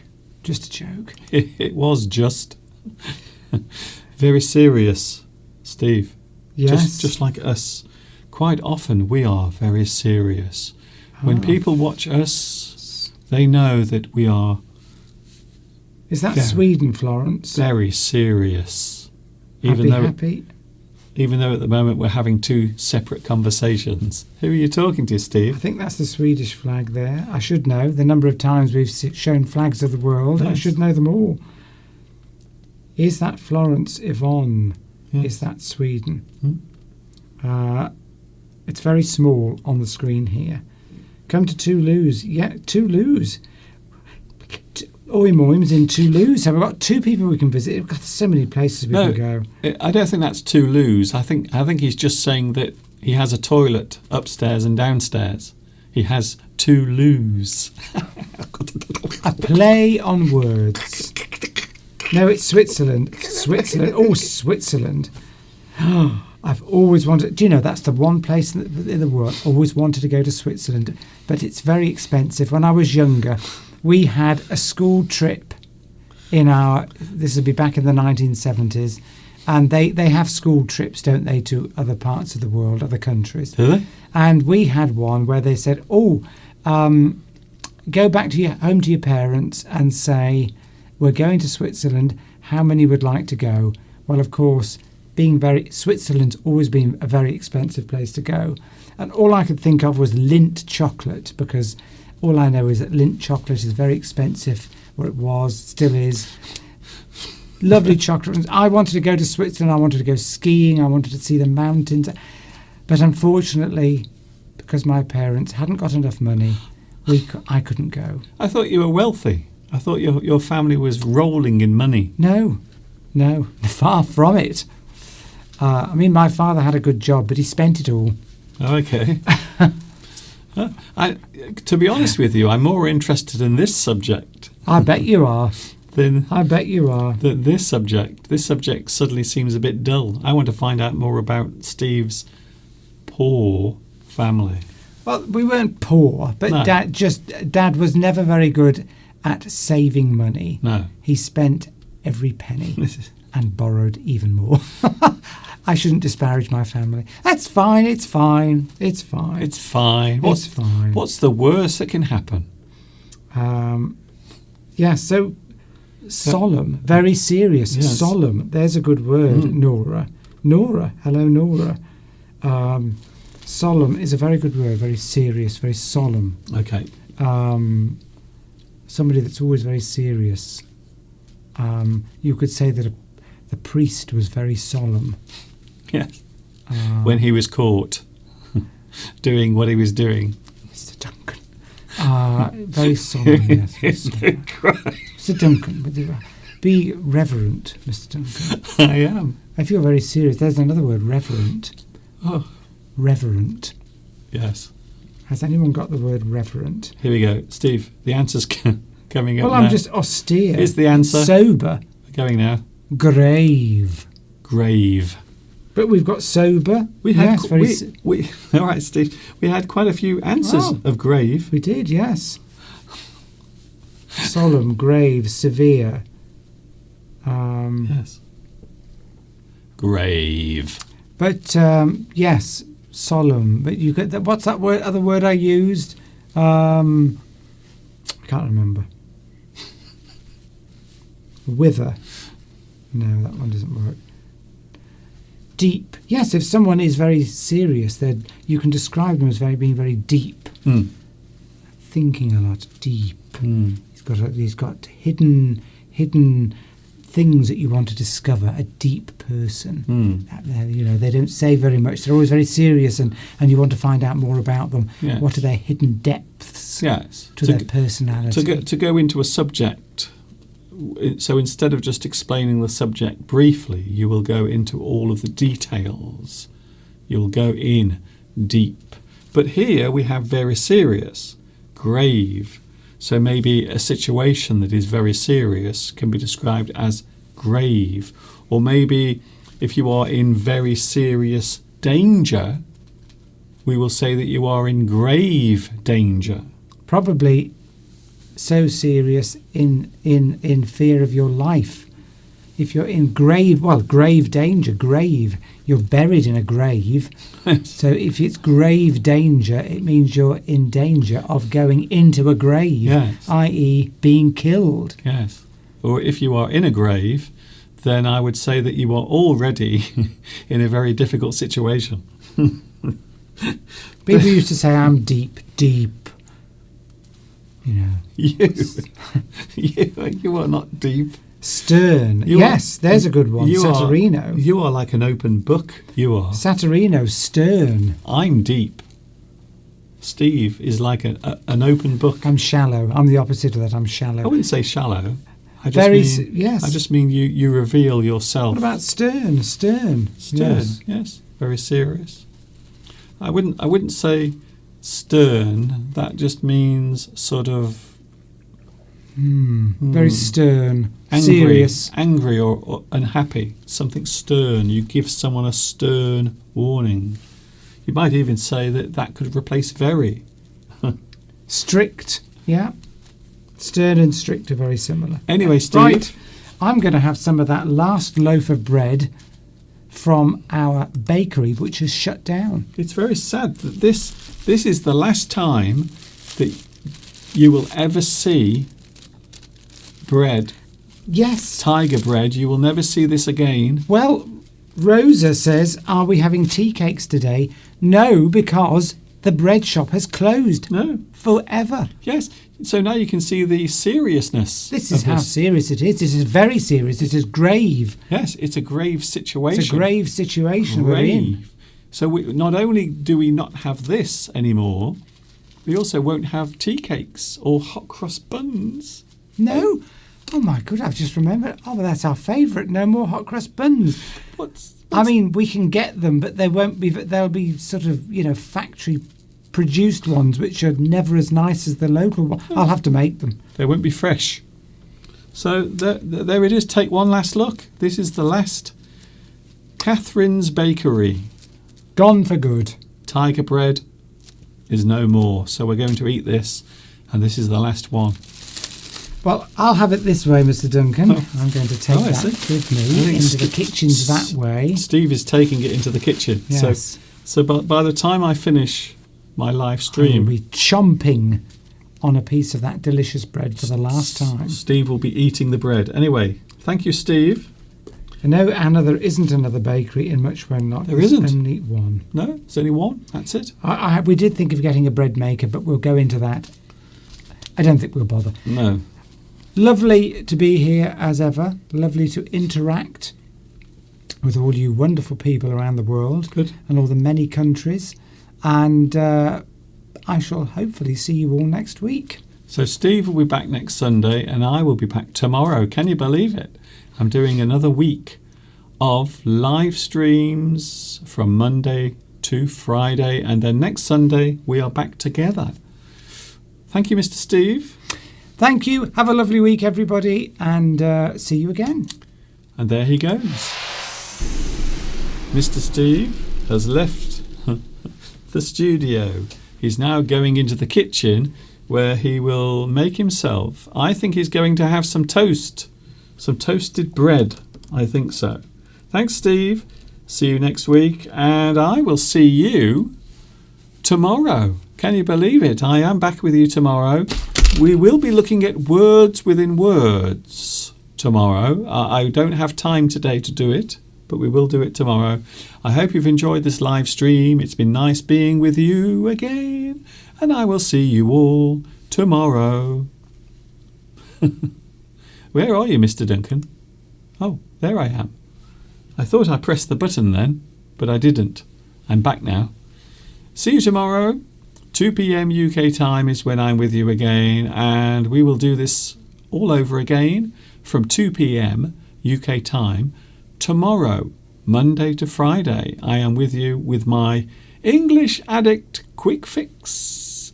See you tomorrow. Take care. I hope you've enjoyed today's live stream. I hope you've had a good weekend, and I hope you will have a good week with me from Monday to Friday, 2 p.m. UK time is when I'm here with you. And of course, until tomorrow, you know what's coming next. Yes, you do.